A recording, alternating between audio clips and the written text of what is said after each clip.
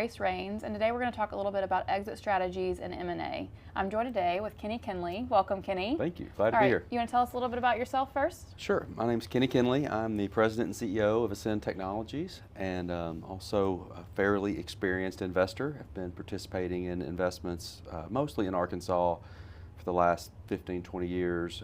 Co-founded an angel seed fund called Cadron Creek Capital 10 years ago. So pretty familiar with the space and love to talk about it. Yeah.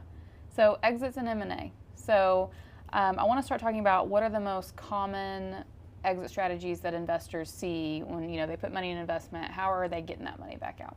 Yeah, I would say the most common is either a strategic acquisition of that company, that could happen 1 year, 3 year, 5 years down the line. So a bigger company that does what that initial company does comes in and says, hey, we want to buy you out.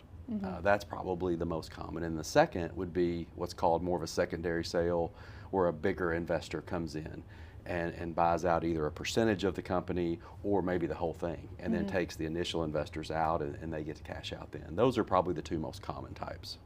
And so what would you say, and I know every investment's different, but what would you say is a typical timeline for seeing that type of exit happen? Yeah, I've seen them happen in as quick as 1 to 2 years, and some are still going 10 years later and still not there. So, if you ask me to give a range, I would say 3 to 7 years is probably the way I think about it, but I've seen the extreme on both cases as well. Yeah. So in both of those instances, kind of the most common ways that you see exits, what does that process look like from the investor's perspective?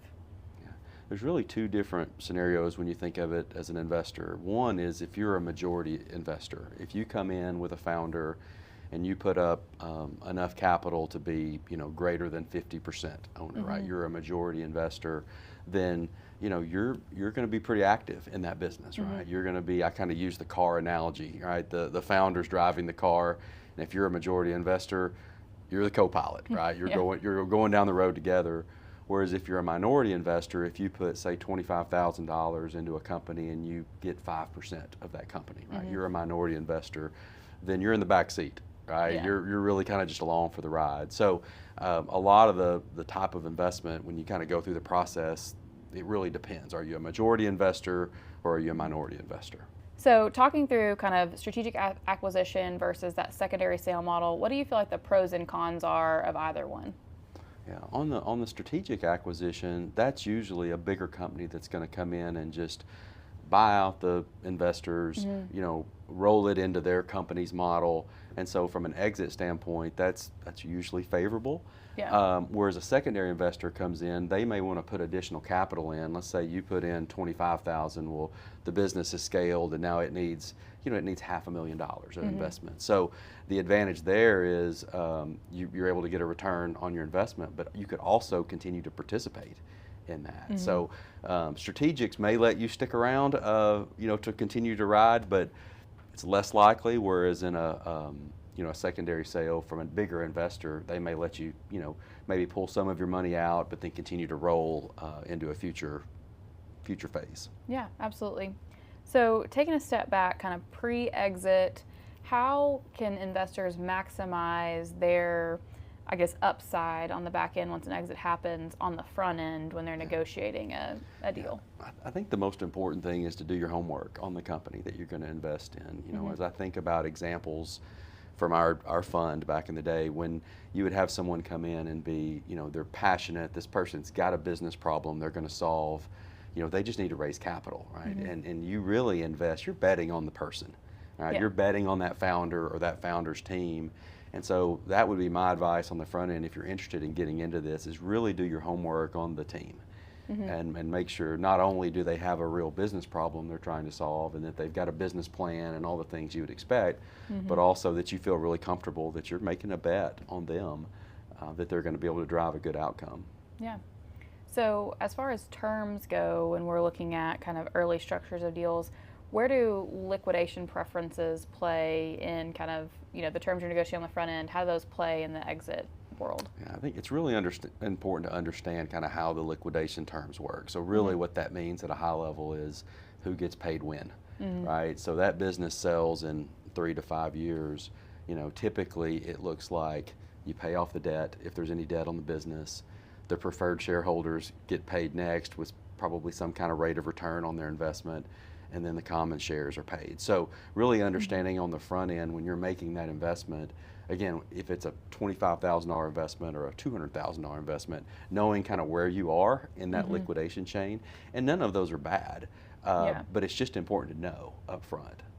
For example, if you know that you're a preferred shareholder, you want to know what kind of debt's going to be put on that business, because this business may sell for $1 million, but if there's hundreds of thousands of debt on the business, that affects you.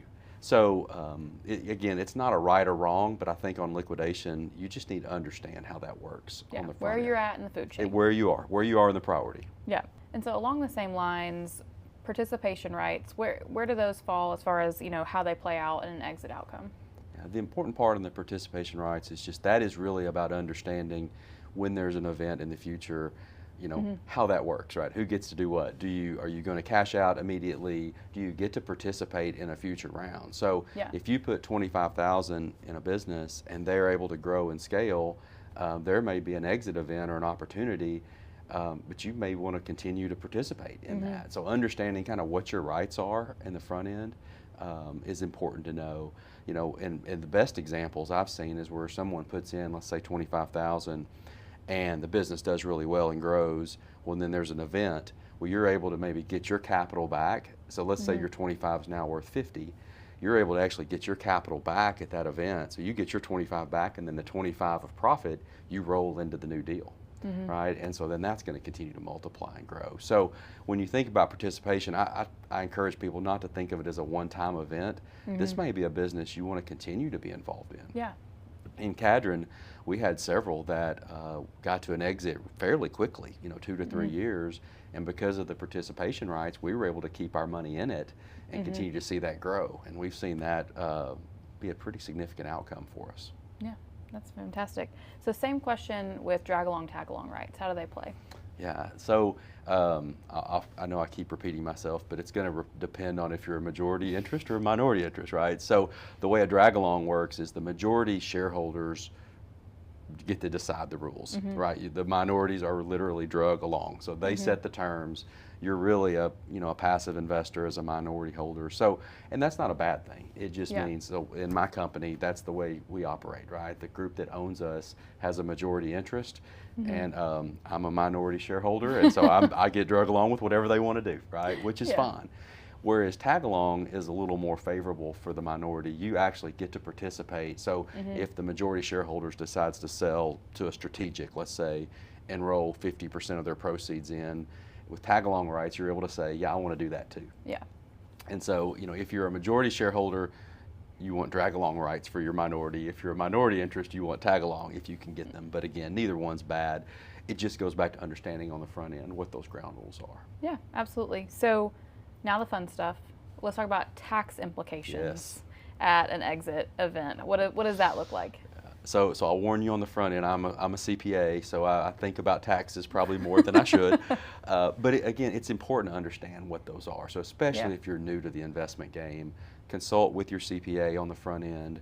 CPAs are, I can say this because I am one, we are normally conservative on things. So be Not ready. A CPA, no. Be ready for your CPA to talk about the risks and make sure you understand, because investments are risks. Yeah. But to know on the front end, okay, if I'm going to put $25,000 in this, and let's say this grows, and it's a 4x return, and there's a $100,000 payday, well that's $75,000. There's taxes to be paid on that. So just to understand that on the front end, I think is just really important. And then to keep your CPA updated along as the deal goes, right? And again, when there's opportunities to say there's an exit from a secondary sale, there's a bigger investor comes in, and let's say you want to roll half your proceeds, well, you defer that tax implication, right, to then later. So, and the laws change all the time.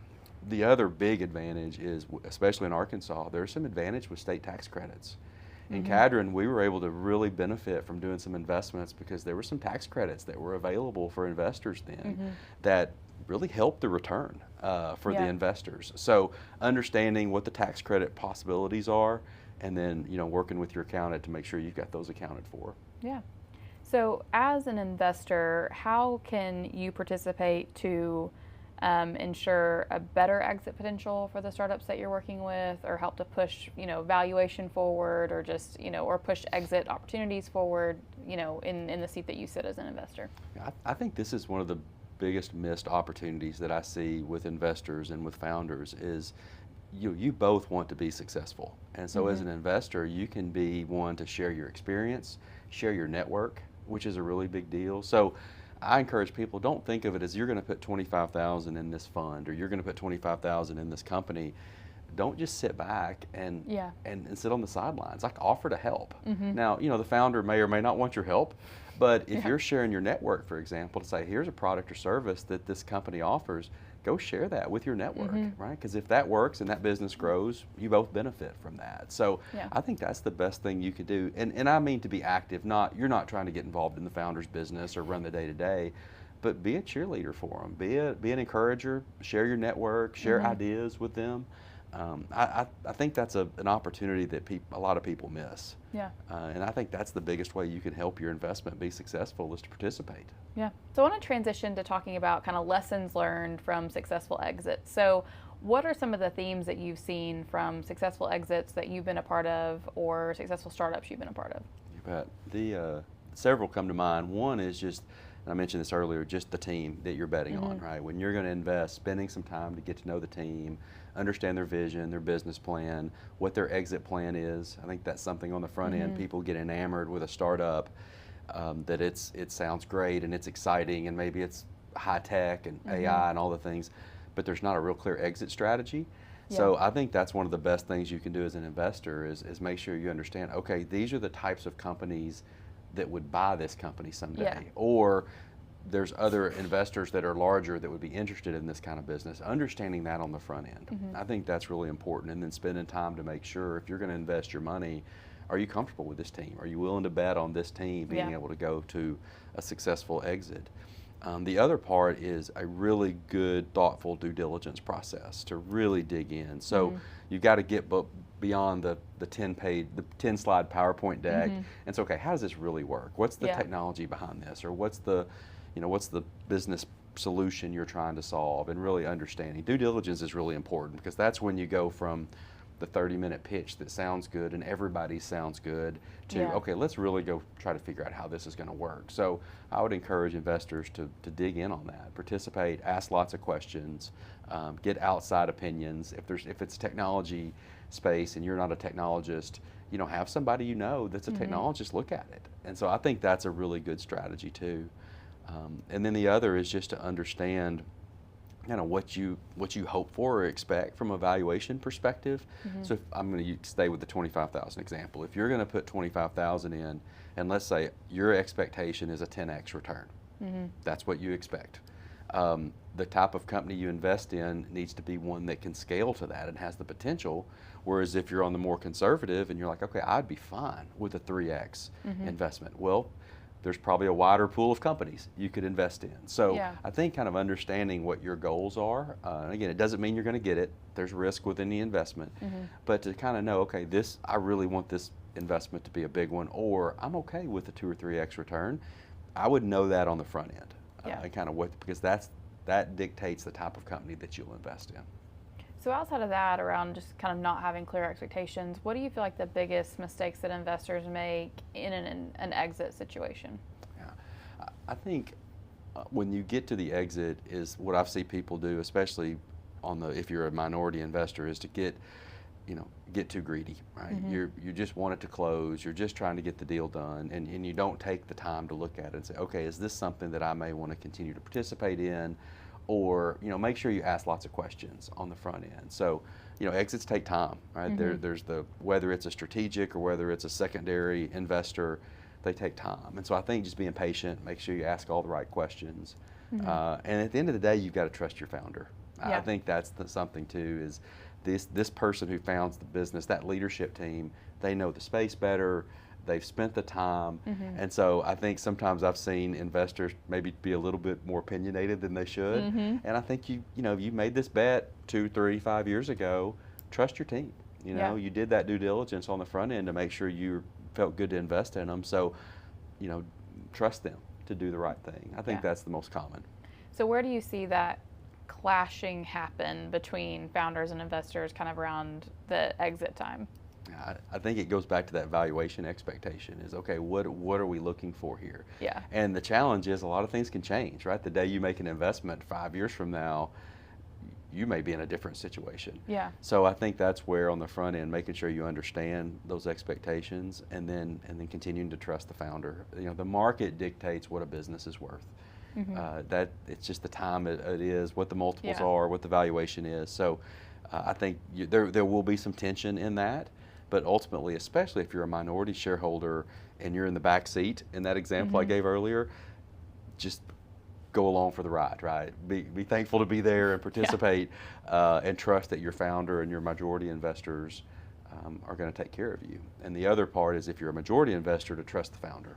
Like I said, they're going to know the space better. So there will be some tension. That's just normal. Anytime money's involved, tension is there. But I think those are the common mistakes, is just to make sure you trust the people that you invested with in the first place. Yeah. So you mentioned, the desire to rush, exits take time, the desire to rush. What might be a red flag that an exit is rushed or it's a poor exit and, somebody's trying to push something through? I think the most common that I've seen is just to rush the legal process. And I mean, you need to make sure you have all the legal agreements in place. There's one thing to say, okay, I'm going to pay $500,000 for this business, or I'm going to, do this, and you get real excited about that number. But just making sure that you understand all the legal process. It's expensive, it takes time, but lawyers are there to protect us, sometimes from ourselves. and then as an investor, to make sure you understand what those terms are, because even though you're not the founder or an operator in the business, as an investor, you're bound by those terms too. So there may be things like non-competes and non-solicit of people and things that could apply to the investors too. I can think of an example where there was a strategic buyer came in, and there were some pretty onerous restrictions on being able to even do business in that market. Oh, wow. And it applied to the investors just as much as it applied to the owners. So I think rushing the legal process, and then as an investor not making sure you understand what you're bound to, because people think, okay, sure, it applies to the founders and the operating team. But even if you're a $25,000 investor and you own 3% of the company, those legal terms, there's a section that's you're bound by as well. So I think it can be confusing, and there's lots of paperwork and all the things that I'm sure you've talked about in other sessions. But as an investor, it's important that you understand what your risks are, what your obligations are. I see that's probably the most common. Yeah. So you mentioned the timeline, and that sometimes people want the timeline to be maybe a little shorter than it is. What does that process look like, kind of from start to finish, as far as like, the first signal that there might be the potential for an exit for a company to kind of, all right, we're all getting our checks and riding off into the sunset? What does that look like? It's a lot of work. I've been through this now several times as an investor, but then also as an operator. So I probably feel more of the pain from the operator side. But even as an investor, to know just to be patient, right? The first thing you're going to do is you're going to sign a letter of intent. It's the first thing. That's where you're going to set the price, and you're going to set some high-level terms. And so what I see is people celebrate when that letter of intent is signed, and it is important. You have to have it. But there's still a lot of work that has to happen. That's when the work starts. That's when it starts, right? That's when you're going to go spend the money to do the quality of earnings report for the accountants and start the legal paperwork and all the process. So, I think I've seen the process take 3 months. I've seen it take 9 months. But just to understand as an investor on the front end that's going to take a little bit of time. It's okay to ask for updates, from the founder or the operator. Hey, where are we on this? That's perfectly reasonable, to ask. But just to understand from the time that letter of intent signed, there's still a lot of work that has to be done. And I go back to support the founder. Is there anything you can do to help? Questions, share, your experiences, be involved to help them. But I would say typically, 3 to 6 months to get that from letter of intent, but don't underestimate or discount the amount of work it takes. And it's really not to protect just the buyer, it's to protect the seller and the investors as well. And so everybody's real clear on what that means when that final deal's done. So we're not popping the champagne at a letter of intent sign. there's a lot of deals. I have experience personally with several deals that had an LOI signed that failed, mostly as an operator. So yeah, it's not done until it's done, because there's all kinds of market conditions and things change or misunderstandings. So that's when the work starts with that LOI. Yeah. So talking about that process, how involved should an investor be throughout that process? Yeah, it's going to really depend on the founder and how involved they want them to be. Yeah. But I think being supportive, being encouraging to that founder, asking if there's anything you can do to help. If you're a majority investor, you're going to be involved in it, right? Yeah. You'll be involved in the terms and helping. And even as a minority investor, just to be that encourager. I think about times when we've been in Cadron when we were the minority investor, but the business was going to exit through a strategic, just to be able to encourage them and cheer them on, right? And just say, hey, everything I can do to help, and thank you for everything. And I think that's sometimes an investor's position is, I feel like, especially on the successful investments, you're just thankful to be there, right? I mean, if you put $25,000 in and you've got 5% of this company, and then in 5 years that thing sells for a 5x return, you need to be thankful, right? And so I think just to be encouraging to the founder or the operator is a really important role if you're a minority investor. If you're a majority investor, you want to help, right? Yeah. Give input, guidance along the way. So I think those would be, depending on your investment level, that's how you want to be helpful. So you mentioned a few terms and things that investors should kind of key in on. So what documents or agreements would you say investors need to be paying attention to when it comes time to sign on the dotted line? We're rushing, we want it to happen, but what do we need to key in on? The big thing we talked about is the kind of the liquidation preferences. So in my world, we call that the funds flow, right? How does the money work? So if you're going to pay, they're going to buy the business for $1 million. Okay, the debt gets paid. If you're a preferred shareholder, how does that work? So I think from a document perspective, the first thing is to understand how the money works. Make sure you've got full transparency on that. On the front end, I think that's an important piece. And then on the legal documents, it's really about what the investor obligations and rights are. So I mentioned earlier things like non-compete, non-solicit of talent, really to be clear what your rights are on that, and make sure you understand as an investor what your responsibilities are. I think those are the big two. There is nothing wrong with having legal counsel review those agreements when they come out. I think sometimes people feel like, okay, I'm a minority investor, I don't have a say on this. And while you may not have a say, you're still going to be bound by those. So when they send those, when the founder operator sends those out for review, if you're not comfortable reading those and interpreting them, it's okay to spend a little money with an attorney so that they can make sure you understand. So take the time to do that. I think sometimes we're in this world where people don't want to ask questions, and so they just sign it, and that may be okay, but you need to understand what you're obligated to. So I think the purchase agreement, the funds flow, those are typically the big things that an investor needs to understand. Yeah. All right, so wrapping up, kind of landing the plane in summary, what would you say are the 3 key things that you would want an investor to take away from, exits and M&A from this today? I think the first is it's just an exciting time to be an investor. There are so many different businesses out there that, in the startup ecosystem and all the things we have across the state of Arkansas, I would encourage people to get in the game and participate. I think, being able to know that there are investments out there, especially when you look at, the stock market's projected not to grow significally over, I just read something, 3 to 5% a year over the next few years. That's not very exciting. That's not exciting. And so, there's risk with any investment. You've got to know that up front. But I think there's some really good businesses out there that you can back and to get a much better return than that. So I think that's the big thing. One big thing I would encourage people to think about is just to be more open to it, even if you're more conservative like me. These are some good times. If you're financially able to put $25,000, $50,000 in a business, if you're able to do that, it's a good time to do it. Yeah. And the second thing is, make sure you know who you're betting on. Spend the time, get to know the team, understand their strategy. That at the end of the day, that's what you're betting on. You're betting on that founder and his or her team. And so, don't get caught up in the shiny presentation. Really spend the time to dig in if you're going to put your money in it. I think that's the second thing I would say. And then the third is to be helpful. You know, if you're going to put the money in, spend the time to help them be successful. Share your network, share your experience. Don't just write the check and be done, right? See how you can be helpful. And it doesn't mean you're going to be involved in the day-to-day. It doesn't mean that at all. But if there's things you can do to help that business be successful, which then turns around and helps your investment, I would spend the time to do that. Yeah. Well, thank you for your time today, Kenny, and sharing all of your thoughts and insights with us. You got one of the more fun segments, I would say, around how do you get your money. So, yeah, you just must be our favorite speaker. Well, so happy to help. Yeah, thanks so much. You bet.